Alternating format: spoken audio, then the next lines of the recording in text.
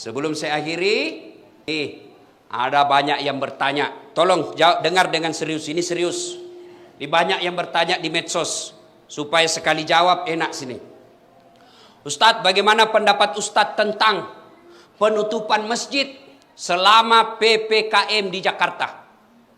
Satu, saya pengikut fatwa Majelis Ulama, bukan pribadi. Ustadz manapun saya lebih memilih Ustadz Majelis Ulama, bukan pribadinya. Namanya majelis, kumpulan orang-orang hebat di dalam Majelis Ulama. Di majelis itu ada ahli fikih, ada ahli sejarah, ada ahli bahasa, ada ahli filsafat, ada ahli sosial. Semua berkumpul, bermusyawarah dan memutuskan rumah ibadah di PPKM untuk sementara dianjurkan untuk tidak datang ke masjid. Tapi di Jakarta, bukan di Pindrang.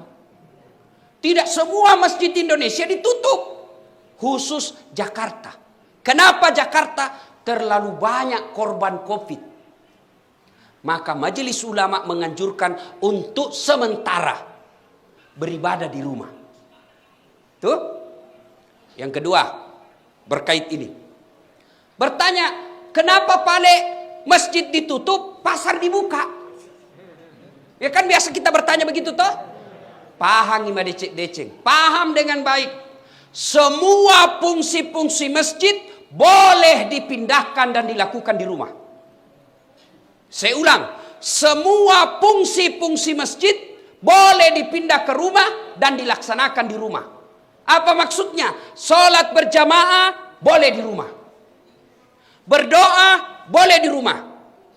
Ngaji boleh di rumah. Zikir boleh di rumah. Tapi fungsi-fungsi pasar tidak bisa kau pindahkan ke rumah. Mau beli beras, tidak ada beras, beli kau di rumahmu.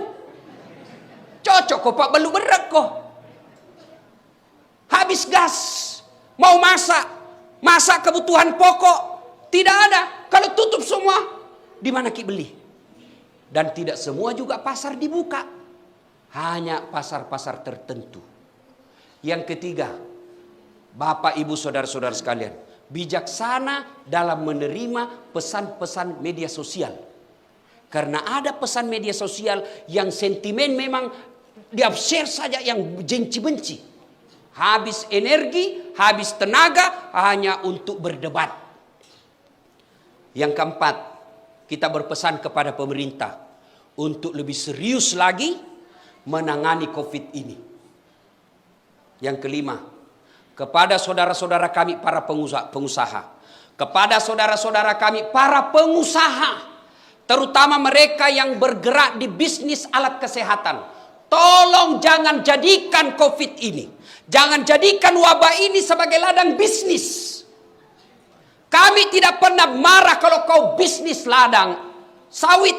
Kami ikhlas kamu berbisnis tambang.